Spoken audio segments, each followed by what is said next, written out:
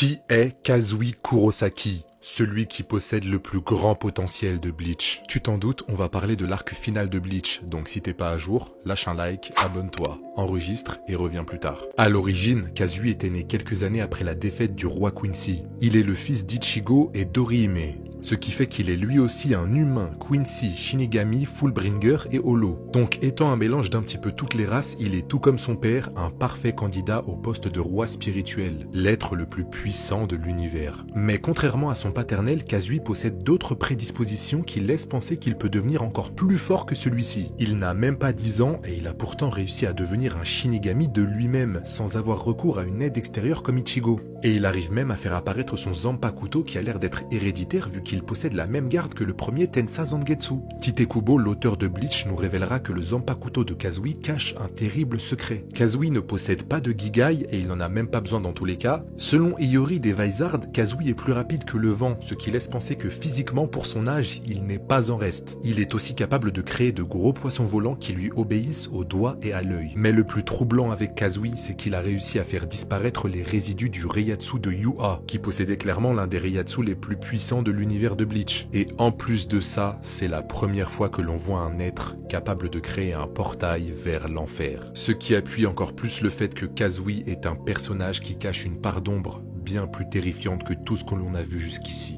Si t'as aimé la vidéo, n'oublie pas de liker et de t'abonner.